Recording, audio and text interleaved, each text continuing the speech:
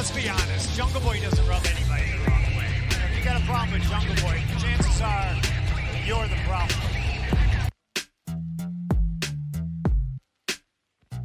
You should take the time and really enjoy CM Punk while he's here, because he's not going to be here much longer. Fragile mind, fragile ego, fragile body. If you follow our social media, then you've seen that we have officially been back for just over 2 years. You know, in those 2 years, we've had a couple topics that seem to pop up again and again. Bray Wyatt, Vince McMahon, CM Punk. I know the last time we talked about CM Punk, we said, and you even reminded me of this last night, we weren't going to do another CM Punk podcast. Well, guess what?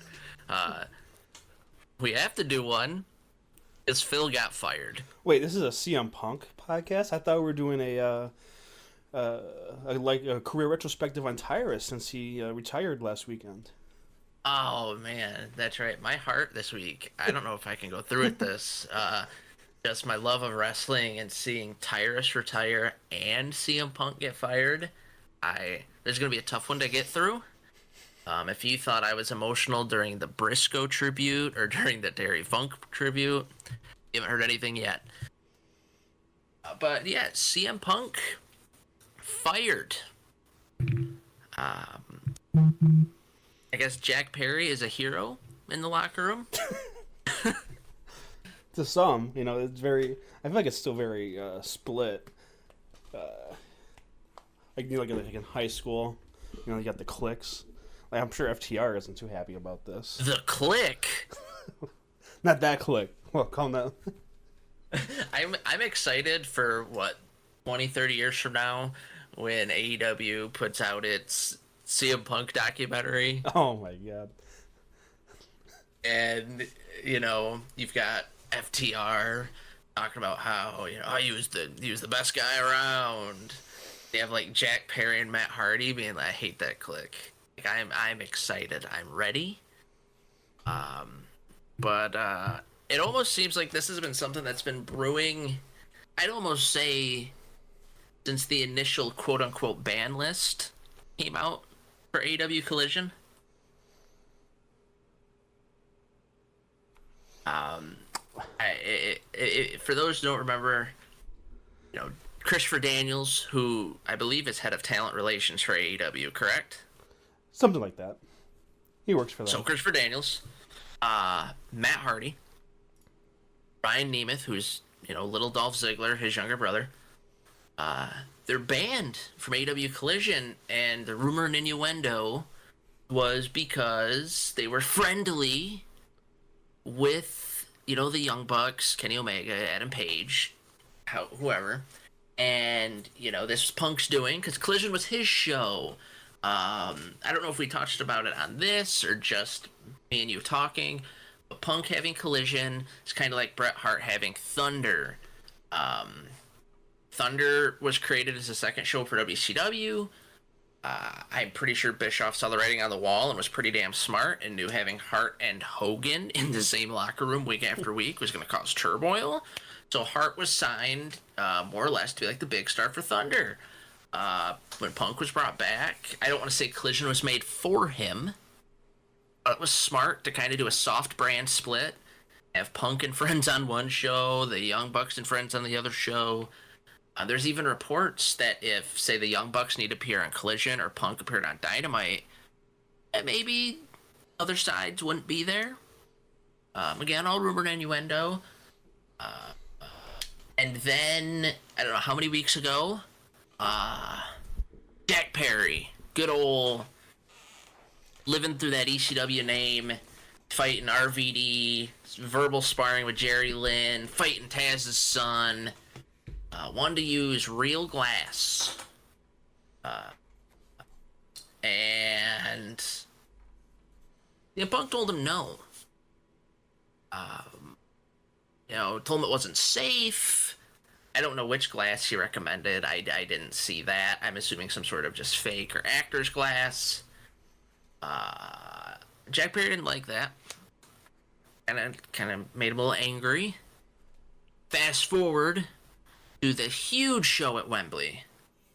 You know, great for AEW, great for morale. Jack Perry used real glass. And I don't know, do you have the nice little Jack Perry quote there? Oh, that CM Punk made? The one that Jack Perry did after his match. Oh. I do not. Hold on.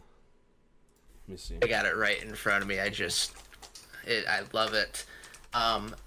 Perry decided to use the glass, as part of his match against Hook at Wembley Stadium, saying, "Cry me a river," after pointing out he used real glass when dropping Hook onto the car windshield. This then led to the second CM Punk backstage altercation in less than a year at a big AEW show.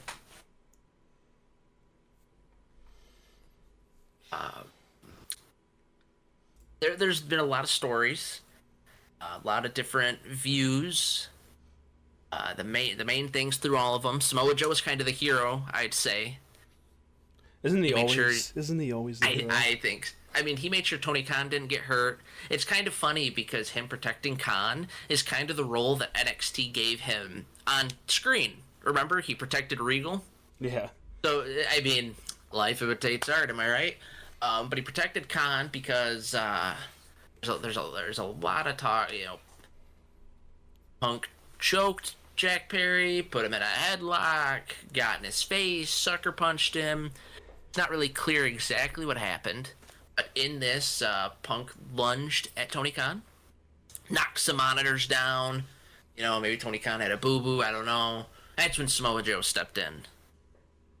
And you were saying earlier that you think that is the big difference in this altercation and the media scrum involving the Elite, is that Tony Khan was directly involved. Yeah. So after the statement came out from AEW today, I can read that for you too if you'd like. Yeah. But Dave Meltzer tweeted, because it came a couple of days ago that Tony Khan's media call going into All Out this weekend was that there's a pending investigation, and then he hoped to update the fans before Sunday, or for fans that were just going to see Punk or whatever, which I don't know anything about that, but so there was an investigation going around, and Eric Bischoff made fun of this quote unquote investigation. He's like, "You were there, you know what happened," but which is kind of true. But anyway. The results of the investigation of the incident last Sunday led to this. There's a non-wrestler eyewitness report in the current issue of The Observer, which is probably the best description as to what and the why. And I got a quote from that edition of The Observer, and this is the version that he's referring to. Another version, and this would be a neutral source who was not a wrestler, but was there and witnessed it, and his version was that right after Perry came to the back, Punk went nose-to-nose with him aggressively and asked him if he had a problem. That person said Perry said he was just looking to get heel heat. Punk shoved him hard. Perry got in his face, and in that version, Punk sucker punched him and went for a choke. People immediately broke it up, and Khan was yelling at Punk to let him go. That person said that once they were separated, Punk lunged in Khan's direction, but a number of people got in his way while Punk was yelling, "I quit." Monitors were knocked down during all this. Joe was very upset and went to calm Punk down. So that's kind of like a neutral story to it. I'm sure there's probably some key details missing there. Oh, yeah. I know Joe was upset, and then it was also reported, probably the day of the event, that Brody King was visibly upset. And it was one of the... that was talked about before the monitors falling and all that was discussed. So I remember reading that, and I'm like, well, what happened to where Brody King's... I can't imagine, Brody King's friends with Jack Perry. I can't imagine he's like that lovey with Punk. Like, what happened? And now all this comes out.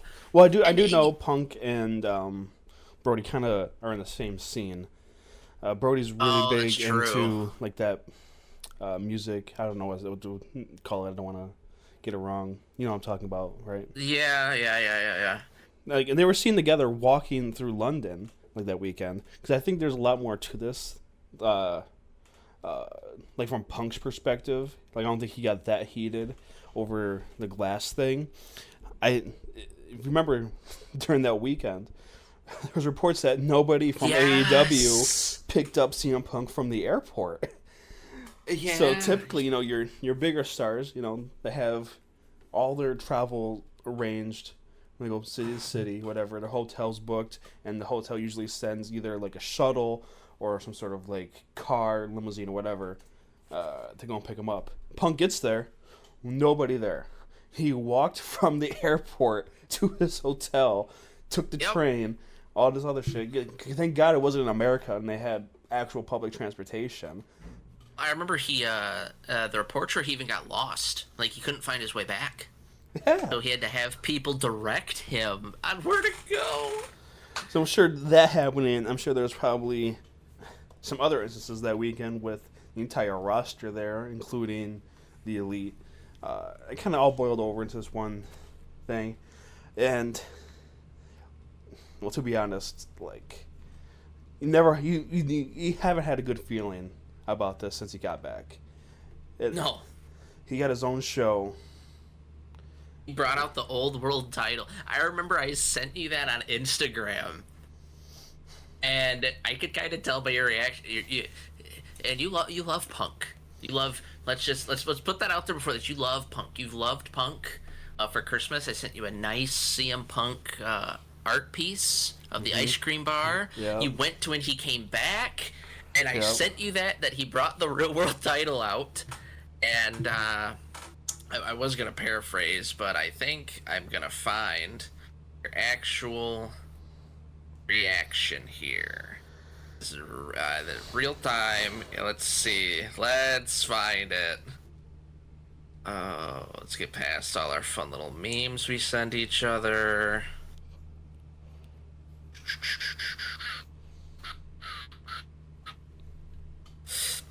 It was from the Wrestling Classic, and it was CM Punk reveals that he indeed does have his AEW championship he won back in September last year, and spray painted the Straight Edge X logo on it, declaring it the Collision's world title. I sent this and said, "What?" And you said, "I don't even know what to think."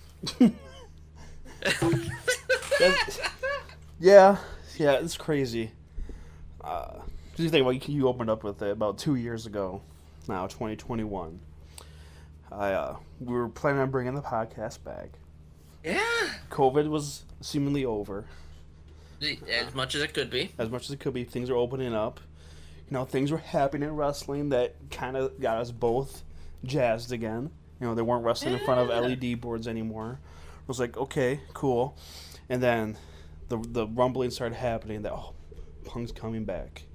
And I think we kind of had it planned out that our first episode back was going to be about Punk coming back and my trip to Chicago to go and see it, which is, I think, a great episode still. You know, how often is it that something that big happens, and we've talked about it, we're in Michigan, and you were able to take a few-hour car ride over and watch it happen? Like, it's not often that we're able to witness something like that. Normally, the big things happen, you know, California, Florida, Britain. But you got to be there. Huge event. You didn't get your T-shirt. I think that could now. It kind of looks like foreshadowing now. I got to experience the highs at the beginning of the night of Punk coming back, the great reaction, losing my voice, whatever, and then going and standing in line for about an hour and a half and still not getting a fucking shirt. How does that happen? I guess it's kind of just parallels there. You know, you wait all this time because he's fucking injured. You know, you get to see the highs of him winning the championship. Then you got to wait 9 months for him to come back. And then when you get to the front of the line, and I can see it in my sight. I see him we have a great run. It's gone. He's gone. Yeah, so Go. I go. That episode for some reason is only available on Spotify. I might go dig through the archives here on our little USB drive I have set up for all of our shows, and find it and go and publish it. 'Cause I feel like it's very drastic mood change from that episode to this one. Yeah, and like I said, and like we've talked about it, it's kind of ironic. That's how we began the comeback. And it's weird.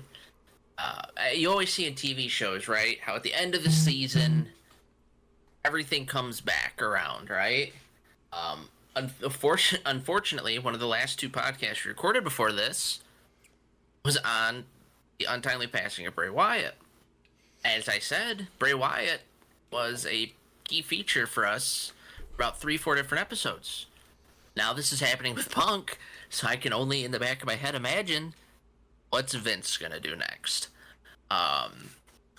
But yeah, this is just crazy. I told you, I was on our Facebook and I got irritated because you know how sometimes you're scrolling and it'll refresh. I was reading something, refresh. I'm like, God damn it!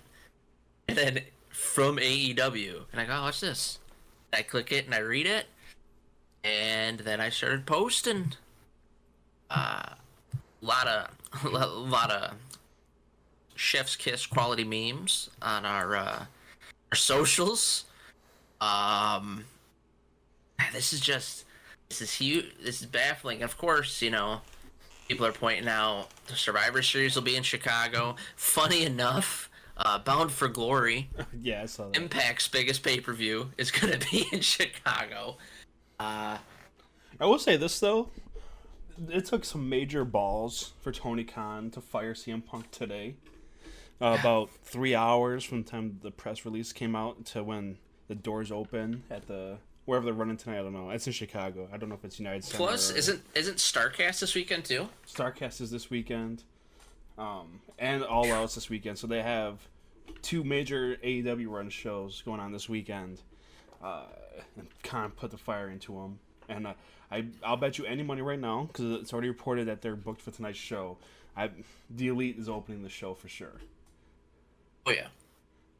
And the part I that feel like a bothers big me, middle finger on the way out too from Tony Khan that like, hey, I may be a fucking mark that owns this company and let you guys walk all over me. I got some form of backbone and vengeance in me if you push me far enough, and I feel like that's where he's at. and the part that bothers me with this, like, I don't care if the Elite opens it. I love it. It's such a good. That's something that you'd see in the Attitude Era. You know, someone getting fired and the people that they've been at odds against opening it up. You've already got people on Twitter blaming the Young Bucks, or my favorite here, as reported by John Alba, or retweeted, or re-xed, or reposted, whatever you want to call it. So the Bucks, the greedy Bucks win. I expect in the end this cost them FTR and several other stars as well. And John Alba was smart enough to repost it and say the Bucks had nothing to do with this incident. And I think that's the unfortunate part of all this, is no matter what happens, even though this was all Jack Perry, Samoa Joe, CM Punk, Tony Khan, like that's kind of the bubble. Mm-hmm. The Bucks are gonna get blamed. And I'm not a Buck lover. I'm not a Buck defender. Yeah, they didn't have anything to do with this. They were good little boys. They avoided Punk when they needed to. They did their own thing on Dynamite. Now they're the ones that are gonna get blamed for it. The other big thing with this now, like I mentioned earlier, everyone, oh, he's going to come back to WWE. I mean, honestly, if you're Triple H and you see this, do you want this kind of drama in your locker room? Like, look at the list of people between the bannings and the arguments that Punk... So I'm going to include Tony Khan at the top of the list. Young Bucks, Omega, Page, Matt Hardy, Christopher Daniels, Little Dolph, Jack Perry, and then there's been a slew of people tweeting about him. They have friends, so they don't get along with him. It's just, do you really want that in your locker room? If the money's there, They don't care. This has been a roller coaster for sure. I mean, he came back, and I mean, because around the time he came back is when they started securing a whole bunch of people, and it seemed like. And I don't think this is going to ruin anything for AEW. I think this is going to, at most, it's going to hurt the morale for a little bit because you're going to have the, like, handful of Punk supporters that are like, oh, I'm mad.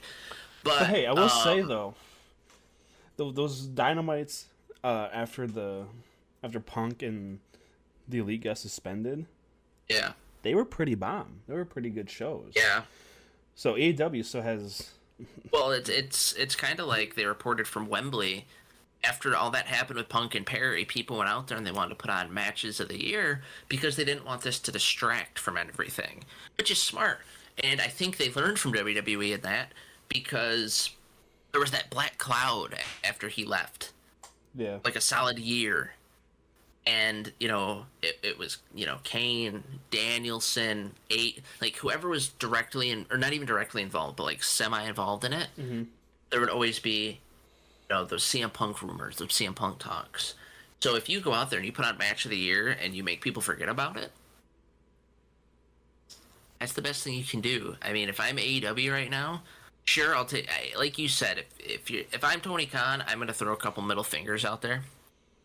But I'm gonna make people forget about it by showcasing the wrestling that I've got, the talent that I've got. I don't think they need Punk. I think they've got enough talent there. The person I feel the worst for wasn't him and Starks kind of involved in a program right now. Yeah, that was supposed to be the match this Sunday. It was Punk and Starks for the real world title. And then once Punk messed up, I heard reports that Starks was going to challenge Ricky Steamboat to like a strap match. Yeah. And then from there, someone was going to come in and challenge Starks. Now, I don't know if they continue that or if they drop that. Like, if they just completely wipe Punk out, I don't know. But I feel bad for Starks because he, in a way, he's like their, I guess you'd say their LA Knight. Like, he's just on that hot path up. He's got the confidence, he's got the look, he's got the ability. Curious to see what they do with him here. I think, I talked about middle fingers. If you want to give a middle finger, you know who I have him fight? Who? Colt Cabana. At All Out? At All Out. Have Colt Cabana come out and save Steamboat. Or better yet, have Starks challenge Steamboat backstage, knock a monitor on him, and then have Joe challenge him. I don't know. That'd be good shit. This weekend's fun. We've talked about it on here before. You watch more of the AEW than I do, but this proves any publicity is good publicity, because now I'm going to be glued to my phone, seeing what happens on Collision, what happens tomorrow. I just have a couple questions written down here for you. Oh no! You think CM Punk sues? Think a lawsuit happens? I think so. And I think that's what's gonna cause any delay for him going over to WWE. Yeah. Do you think people like? Do you think Tony Khan really does give middle fingers and give people like Matt Hardy, Colt Cabana, Jack Perry a little bit of a push now that Punk's out? Kind of as a, hey, I'm sorry that he did this? I don't think he does it. I think it's kind of something like, I don't want to name any names. I don't know who would do this, but somebody that doesn't like Punk will go and be like, hey, Tony, we got Matt Hardy here. Let's do a match on Collision with him tonight or something like that. And then Tony's like, and then that's the next media from like, so like, oh, did you book Matt Hardy and Jack Perry and all these people in matches after Punk got fired, just like as retaliation? And he's like, oh no, that's just coincidence. I had plans for that to happen anyway. That's what's gonna I'm happen. curious. I'm curious now. I Because know that Matt Hardy. he said that about Cole Cabana fighting on Yeah. AEW. Like, oh, literally as soon as CM Punk got like suspended or whatever, he Yep. showed up, and then he had to answer all those questions. Like, oh, did you do it because Punk wasn't there? He's like, no, it was just coincidence. You know, I was just trying to find a former Ring of Honor champion to challenge for the belt, Yeah. and he was there. So, I was like, okay. so I know it was reported that Matt Hardy wanted to do a best of 7 with the Young Bucks, like Hardy's Young Bucks, which that's a generational feud. That'd be cool.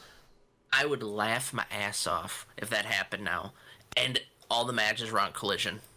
What would even be better is if they did like a glass table spot. But that's just me speculating. That's just me being the cynic and liking to stick it to people. Yeah, I've heard your stories of you firing people at your job. I know that. you really fire people personally. But most bosses, when you try to get rid of somebody, you try to do like the old Michael Scott approach, like, oh, how do I fire you and we're still friends? No, not you. You try to make it as personal as possible. You bring you'll bring your whole family in. Like, oh yeah, is this your son and daughter? Oh, nice to meet you. I gotta tell you, your daddy's fucked. He's out of here. Oh man. And now, I hope none of your former employees are hearing that, because they'll probably be like, "Oh, yep, that's true. That's Logan. that's Logan. What a real prick." But one of the last ones here. Okay. If CM Punk doesn't go to WWE, is this the last we see of CM Punk in the professional wrestling landscape? In what capacity? Like, at all? Yeah. That's hard to say. Yes to that. Like, I think he wrestles again if he doesn't go to WWE. Probably not. Like, he's not wrestling for Impact or NWA. No, the only other option would be like Japan. That's what I was thinking. But then again, there's a lot of people in Japan that don't like him. True. One that comes to mind is Kenta, who has wanted that match with Punk for forever, but Punk wouldn't do it. So, and then finally, I just want to hear your thoughts. Again, I touched on it. You were, I guess you still would be a big CM Punk fan. I don't know. I know at the last con we went to, your wonderful fiance had me go and get the CM Punk figure for you, so that you could have it. Like I said, I got you a CM Punk art print at Christmas time. You went and saw him re-debut as a CM Punk fan. How does all of this make you feel? Oh, wow. That's crazy. I have the CM Punk figure still in the box that you bought me. Still in the box. Still in the box right over there. Us figure collectors, we gotta keep everything in the box. Can't play with it because we're not children. Yeah. I have the CM Punk poster I bought at StarCast when we went, framed up right there. The one you sent me. I have some of the CM Punk AEW trading cards. Yep, and I have some of his old WWE ones out of the box that are over yonder. His WrestleMania 29 one. And it was funny. Like, if you ask my dad, like, he's not a big wrestling guy, right? But like, even he knows. He's like, yeah, my son's favorite wrestler is that CM, that Punk guy, that little Punk. I was like, yeah. How do I feel? I don't know. It's like it's been a crazy day because I have to work tonight. We typically don't record on Saturdays. No. So I have to be to work in like 3 hours.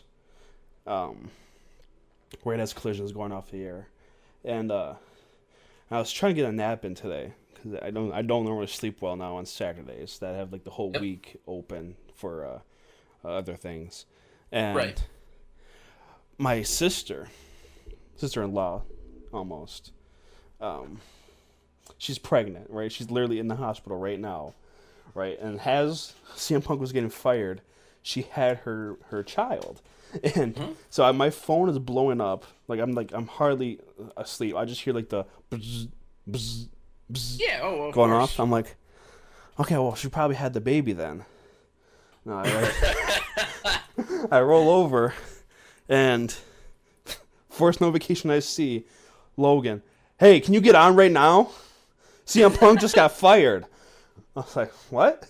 And then the notification after that I was looking at my phone was like, from the sister, 9 pictures of her newborn baby. I was like, okay. And then I'm sure after that was all my tweets, and then my Snapchat where I believe I said yo about 5-6 times. You're like, yo, yo, yo, yo, yo, like Max Caster. When you getting on? Yeah, and then I woke up. I don't know if I told you. I don't know if I told you the story of what happened the first time.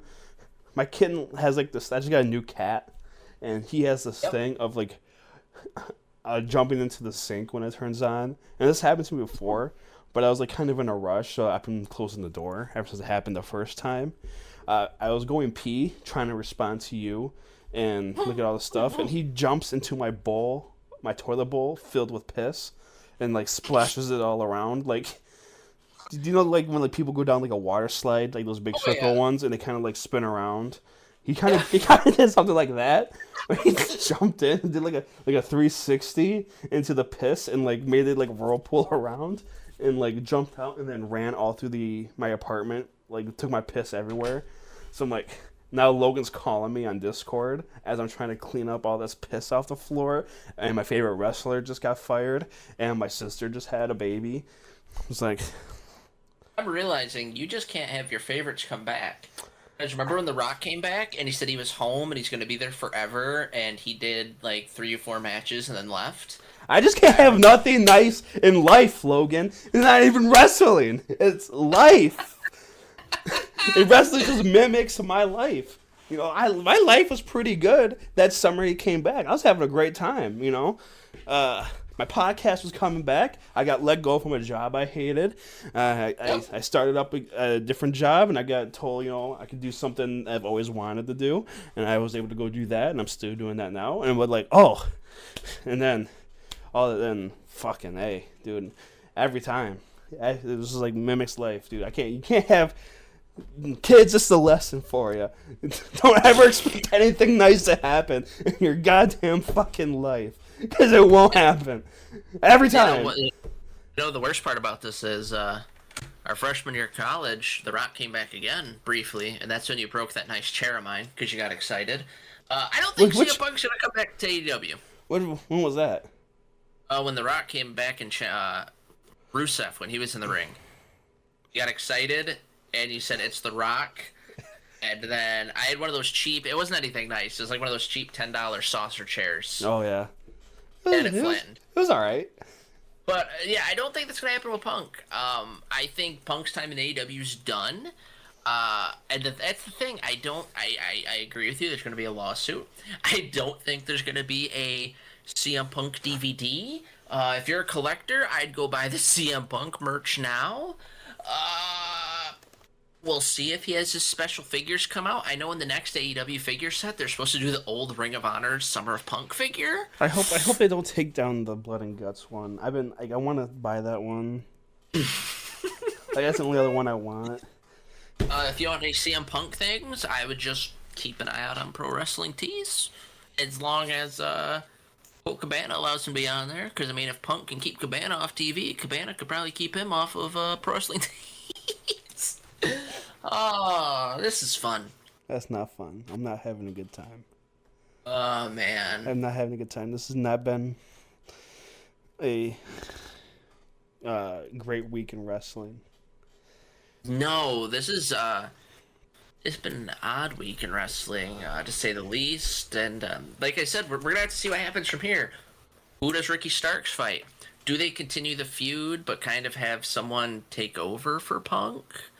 I just realized something. I want to look it up because, like I said, I don't pay too much attention. Who won the Owen Hart Invitational? Ricky Starks. Oh, good. That's how making sure- that's how it all started. He cheated. Making sure CM it wasn't Punk. Punk. He got cheated out of it. Good. Just making sure it wasn't Punk, because that'd be a little. But yeah. So what happens with Ricky Starks? What happens with the FTR? We joked before the podcast that instead of Punk going on the Colt Cabana podcast, he's gonna go on the FTR one. They'll come back just for that. Yeah. How does Collision open up tonight? How does your Darby Allins and your Miros and everyone pull up their bootstraps and go forward without Punk? I'm sure it won't be too hard, to be perfectly honest. Where does Punk go from here? When will we hear his side of the story? I'm excited for a CM Punk book. I'm excited for some little turd like Dolph Ziggler's brother to just let loose and talk about everything that happened. There's a lot of crazy happening. I mean, like you said, it's been... I'm sorry. I just retweeted What? it. You had to go see it. It's you know what? You remember that episode? I don't know if you ever watched it. I think it's Law and Order. I think, and that kid where the guy shoots the kid. Yes. They just did full match Cash Wheeler versus Jungle Boy Jack Perry, and it's that scene where he pulls the gun out and shoots the kid. And somebody else posted, if Eric Bischoff was running AEW, he would have fired Danhausen to teach Punk a lesson. Oh, poor Danhausen. He's going to be sad. I know, it's because he wasn't there. He'd have kept Punk in line. Yeah, he cursed him. But I'm trying to think if there's anyone... I mean, this sends ripples through AEW. Was it earlier this year? Trying to think. I could be getting my years confused. No. So within 2 years, Cody and Punk are both out of AEW. Cody lasted a little longer. Yeah. The other person I'm excited to hear from is Jericho, because Jericho is kind of the Hulk Hogan of this generation. Sorry I said it. He stretches tails. He tells bullshit. So I want to know his opinion. And I guess my final note on this, I can let you end it. I said it before. CM Punk is a combination of the worst traits of Hulk Hogan, Shawn Michaels, and Bret Hart, and this proved it. Is a whiny little bitch. He gets in fights with people backstage over his spot, and he tries to protect his friends. Tell me I'm wrong. You can't. Put that in a soundbite. I think we're gonna end on the Jon Moxley's quote from his build up to their match last year at All Out. You should take the time and really enjoy CM Punk while he's there, because he's not gonna be here much longer. Fragile ego, fragile mind, fragile body. Little bitch.